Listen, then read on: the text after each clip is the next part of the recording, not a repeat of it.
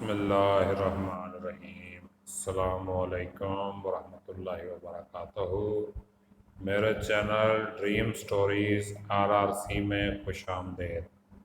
اس channel پہ ہم مختلف کہانیاں پیش کریں گے جن میں اخلاقی کہانیاں، سبق آموز کہانیاں، ادبی کہانیاں، اسلامی کہانیاں، رومانوی کہانیاں وغیرہ وغیرہ۔ تو مختلف طرح کی کہانیاں سننے کے لیے ہمارے ساتھ جڑے رہیے۔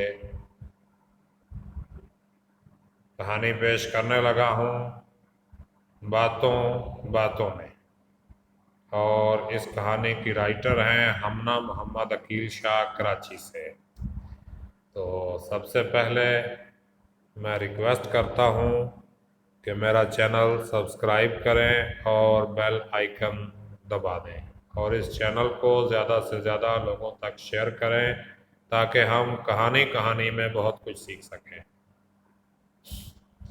ارے بہن، تم تو جانتی ہو آج کل مہنگائی کتنی بڑھ گئی ہے، آلو پیاز تک کتنے مہنگے ہو گئے ہیں۔ بلقیس باجی اپنی پڑوسن نسیمہ باجی سے باتیں کر رہی تھیں۔ نسیمہ نے کہا، ہاں بہن تم ٹھیک کہتی ہو، وہ کل۔ بلقیس بات کاٹ کے بولی، ہاں بھائی، کل ہی جب میں سبزی لینے بازار گئی تو ہر سبزی کے دام چڑھے ہوئے تھے، بس مجبوری کے باعث تھوڑی سی سبزی لے ہی لی۔ بلقیس کہہ اٹھی، کل میں نے بھی اپنے بیٹے کو آلو لینے بھیجا، اتنے مہنگے ہو گئے ہیں آلو، اور تو اور۔ ارے رہنے دو بہن، ہر چیز کے دام عروج پر ہیں، غریبوں کا تو کسی کو خیال نہیں ہے۔ یہ بلقیس باجی کے روز کا معمول تھا۔ گھر کے کاموں سے فارغ ہو کر دروازے میں کھڑی ہو جاتی، کوئی بھی آس پڑوس کی عورت نظر آتی تو اس کے ساتھ باتوں میں لگ جاتی، بلکہ خود ہی بولتی رہتی، اس بیچاری کو تو بولنے کا موقع ہی نہ ملتا۔ آج بھی جب بلقیس کو نسیمہ باجی نظر آئی تو اس کو روک لیا اور باتیں شروع کر دیں۔ بلقیس کے شوہر نے بھی اسے کتنی بار سمجھایا کہ اتنا نہیں بولنا چاہیے، دوسروں کو بھی بات کرنے کا موقع دینا چاہیے، لیکن وہ کسی طور نہ بدلی۔ ایک دن بلقیس دوپہر کا کھانا بنا رہی تھی، اس نے ٹماٹر اٹھانے کے لیے فریج کھولا تو معلوم ہوا ٹماٹر تو نہیں ہے۔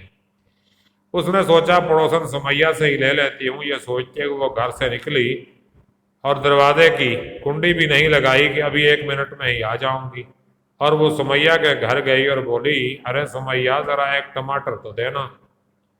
ارے بلقیس باجی، ایک نہیں 2 3 لے لیں، بعد میں بھی ضرورت ہوگی۔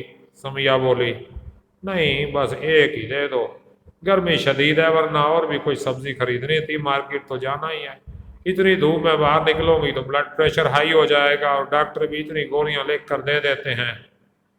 اس طرح یہ داستان گفتگو چلتی رہی، اور وہاں چوروں نے دروازہ کھلا ہوا دیکھ کر اپنا کام کر لیا۔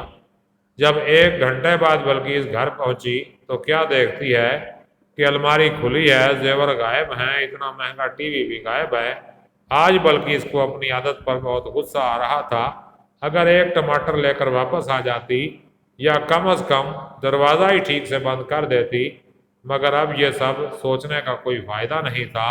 بلقیس پریشانی سے صوفے پر بیٹھ گئی۔ تو دوستو، آپ کو یہ کہانی کیسی لگی کمنٹ میں ضرور بتائیے گا۔ Please like, subscribe and share my channel. آپ کے دیکھنے کا بہت بہت شکریہ۔ ڈریم سٹوریز RRC کی طرف سے خدا حافظ۔